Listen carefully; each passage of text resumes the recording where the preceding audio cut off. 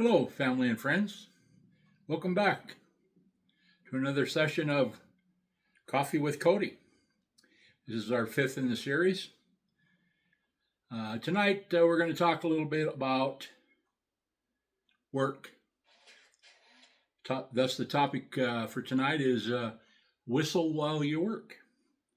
Before we do that, though, I need to send out some shout outs to all of you that have subscribed, those of you that have viewed my videos, and made comments. All greatly appreciated. Again, from the comments, it gives me a little guide for where we're headed and what we want to do.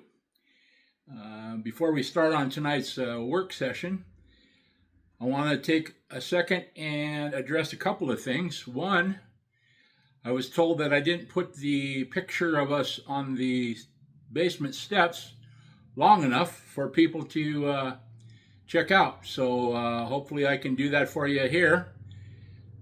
If you take a look at the picture, you're going to find Tracy Francis on the rear right, myself on the rear left. In front of me is Terry. Tom, of course, is the small one in the middle. And then you got Tony in the front right. So there you have the identification and the picture of those precious angels. Who am I kidding?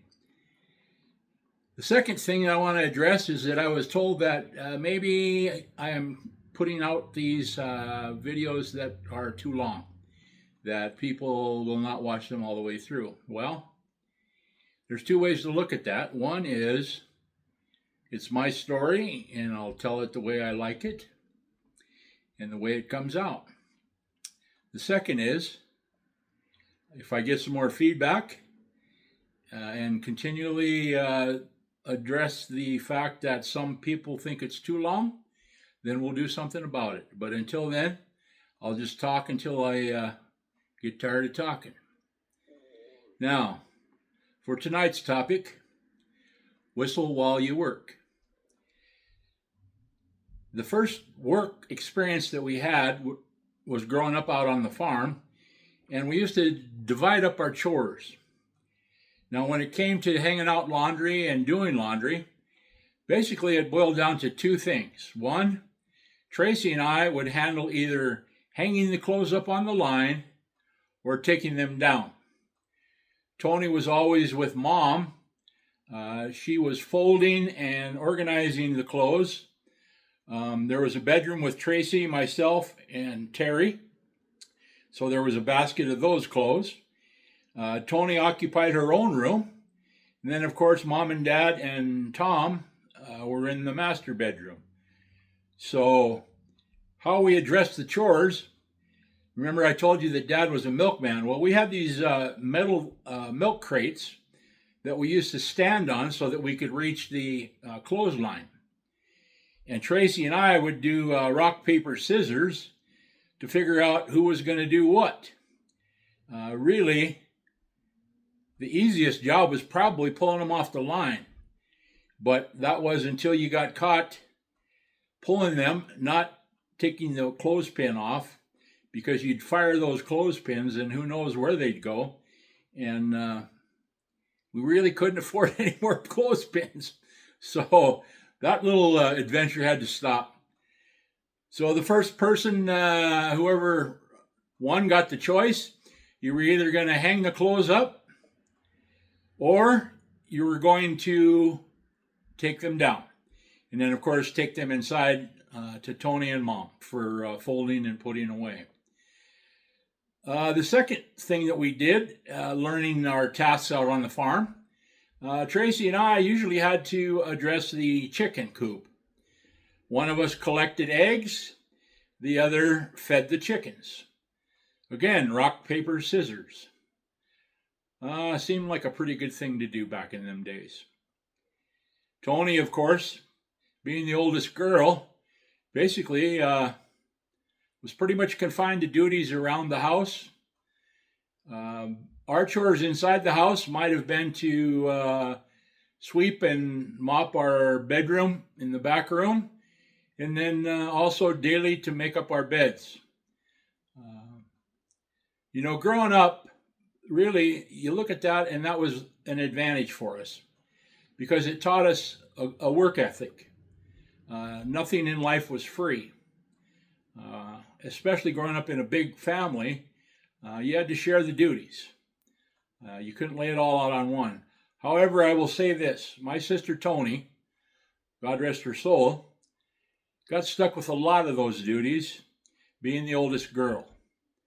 When mom and dad were both gone and working, she got a majority of the chores, whatever they may be. Usually our chores consisted of, as we said, individualized tasks while we were out in the country, and then basically taking care of our rooms. Once we moved into town, it was a little different story. We had now a house that had a main room, a level story, and then a basement. And in the basement there was, I want to say, 2 bedrooms that Tracy and I shared, and Tony had her own room. And eventually, Dad paneled up a couple of walls in the basement, and that became another bedroom. And then we had an area that we used to have a couch and a black and white TV. There's a funny story about that that doesn't have anything to do with work, but that was one of my best learning tools, was watching TV, even though it was black and white. And I would lay awake and watch anything that could interest me. History, news, just a whole variety of things. And you could always hear Dad coming down the stairs because they were noisy, and he would announce his arrival as he took each step. Well, I would quickly jump up and turn the light switch off and lay down on the couch with my blanket and pillow and pretend to be sleeping. I wasn't smart enough to figure out that Dad usually could tell that I had just turned the light off because there was a hot light bulb waiting for him to feel. You're never smarter than your parents. You may think you're getting away with stuff, but really you don't. Well, once we got into town, then the chores became a little harder because the house was a little bigger. And basically, Tracy and I were responsible for the basement. And of course, Tony got those chores with Mom upstairs with the rest of the family. By that time, there was Terry and Tom, who eventually moved downstairs into that paneled bedroom. But before that, they were upstairs with Tina, and Leo was an infant when we first moved into the house. Tom and Terry moved downstairs as the number of children continued to grow. We eventually had to create more rooms as, well, frankly, more kids came. And I didn't leave the house until 1973 when I graduated. So we moved in 65 to 73, so we had 8 years there in that house, in those confined quarters, just living our best life. Back to the work, those chores again were divided up as best we could. But once we moved into town, there were more things to do, such as go to the movies or run down to Sid Peterson's grocery and get penny candies or baseball cards or whatever the case may be. And that costs money. And you most certainly were not going to ask Mom and Dad for the money because we just could not afford it. So there again, the world of work came. Tracy and I, well, we discovered lawn mowers and scoop shovels. As we took those to task, as the seasons progressed, finding any customer that would allow us to do those duties for them at nominal fees. You really didn't make a whole lot of money back then, but it was enough to get you to the 25-cent movie and some penny candy at Sid's, and a nickel pack of baseball cards. And that's basically how you survived, out of your own pocket with your own hard-earned work. We ended up having some regular customers, so that helped a little bit. And then we graduated into paper routes. We didn't really have the car to take us around like maybe kids nowadays, or even adults that have paper routes. It was your 2 feet or your Schwinn bicycle. And in the wintertime, it was not very fun. Tracy had a south route and I had a north route. I took 4th Avenue to the west. My route started at the Ernie Woods place. His dad's name was Ori. Ernie and Linda, I think, was the girl's name. And then Tommy Cook had a place over there. Tommy Cook was an employee of the FAD, I believe, back in them days. And that's where I started my route with those two. The post office, where they delivered the papers, used to be where the Federal Credit Union is right now, the old brick building. And papers would come in at, usually about 5:30. So we were there to meet them. It was early to bed and early to rise. Somebody had to get up and get that rooster going. And it was usually us.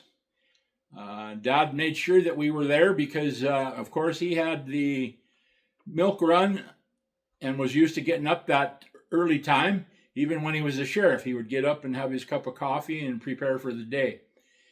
But Tracy and I, that's how we made our money for many years, with the paper routes, and we also did the lawns and shoveling of snow. In addition to the paper route, I also sold grit. Grit was an old daily paper, pretty thick. It usually came in the afternoons. It sold for 15 cents, and you would get to keep a nickel out of every 15 cents for the papers that you sold, and then you had to turn in what you didn't sell. Back to, I don't even remember who was the distributor for us, the adult distributor, but I just know that I took my paper bag from the morning deliveries, filled it with grits, and headed to Buttrey's, which now is Albertsons. Buttrey's used to be on Main Street at one time when we first moved to town, and then eventually moved to where the Albertsons location is. A gentleman by the name of Art Zervis used to own that. So we stood there. Me, because Tracy didn't sell the grit, and just peddled as much as we could. And, that's where we gained a little extra money. And then as we grew older, Tracy and myself, we got a little job out at Sundown Drive-In Theater. He and I ended up getting in touch with Rich Snyder, and Rich gave us the job of cleaning up the drive-in after the movies. So again, we were up after our paper out at the Sundown Drive-In, picking up the trash from the night before's movie. In addition to that, out at the Sundown Drive-In, Tracy and I decided to take those milk crates and put them to use out there. And before the movies, he was on one side of the cars and I was on the other side. And we used to solicit every car for $1 or $2 to wipe their windshields for them as they entered the drive-in. Pretty enterprising task that we were able to come up with there. I don't know if that's ever been done before or after or what, but I know that Tracy and I originated that in Wolf Point until the drive-in closed down or somebody else took it over after we left. But there again, growing up in a big family, you had to fend for yourself if you wanted extra spending money.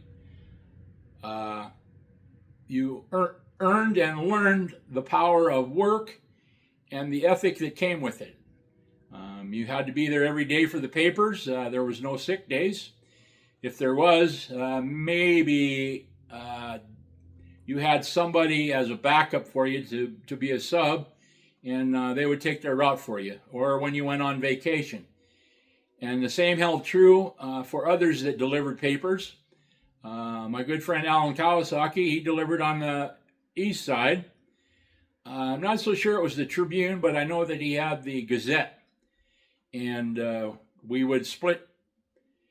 When we went on vacation or had something to do or were sick, we would take each other's route. So it took a little longer, but we got to have the job done. We can share some memories with you about Chief Joshua Wetzel in the house that he had on, I want to say, Fallon. He had a dog that was chained up, and you didn't come any closer than throwing distance for that paper. That dog would scare you. And Lord, if it ever got off that chain, you were in trouble.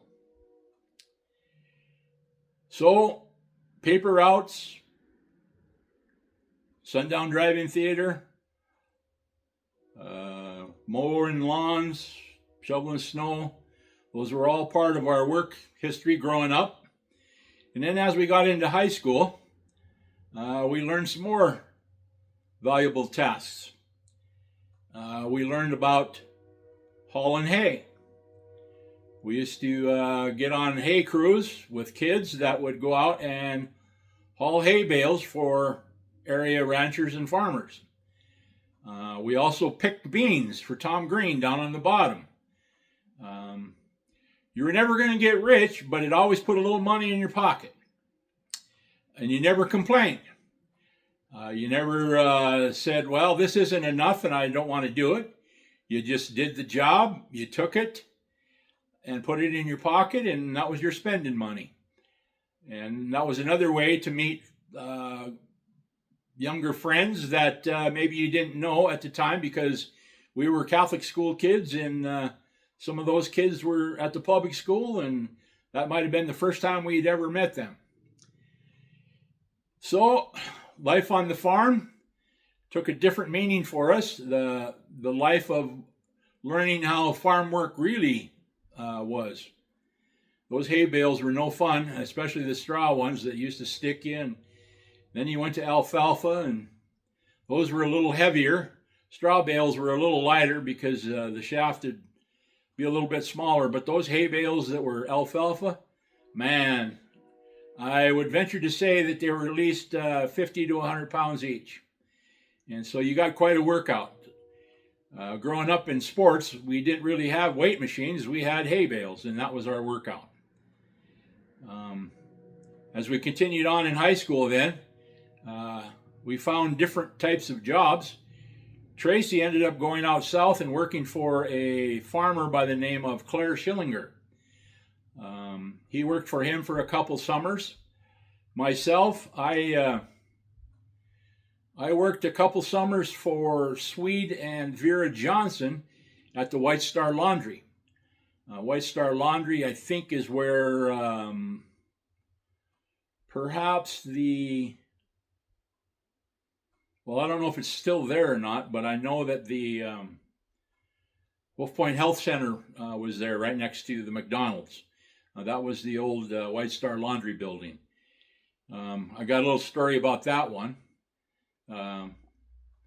Swede would always have me do the laundry, so I never got to fold any of the things in the machines, or it was my job to go and deliver and pick up the laundry at the different businesses. I'd go to the Sherman, I would go to the Old Folks Home, I'd go to Trinity Lutheran, I would go down to Clayton Memorial Chapel, trying to think of any other ones. Those were basically the ones that we went to. And then I would do their laundry. Well, one time, and one time only, I mixed up the Sherman Motor Inn laundry and combined it with the hospital laundry. And we changed the color of the sheets and pillowcases for the Sherman, if you can imagine. Swede didn't really care for pink.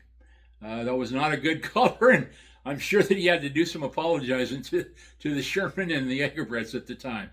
Uh, Lord, the memories there. They were two of the best bosses I ever had. Vera was the sweetest gal. Um, Little piece of history here. Vera dedicated both bridges in Wolf Point. She was a young Indian maiden princess when the original um, bridge was built across the Missouri River. And then when the new bridge was built, she went out and dedicated that one as well. So that was quite a historical event. And I got a chance to know and be a part of those people's families. And they treated me like a son. So I really appreciate that. I hope the Lord is taking care of them up in heaven, because they were very, very, very special people to me. They were awful generous to me when I graduated in a graduation gift, so that was very welcome as well. I think as far as the world of work, I'm going to stop you there. We're going to call that a session. I'll talk a little bit more about my other adventures of work, but as far as our family goes, there was one more. When they built the new post office, where it currently is, Dad put a contract in for the cleaning services of that whole building. And we won the contract, and Tracy and I got that lovely task in the evenings to clean the post office. The doors closed at 8, so we were basically there for a couple hours every night, from 8 to about 10. You really wondered how you ever got your homework done.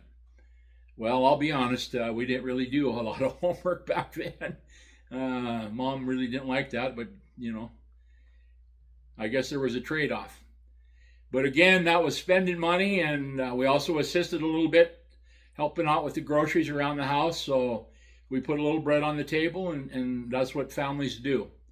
And that's part of that work ethic that we were taught and continue to carry on into our adult years.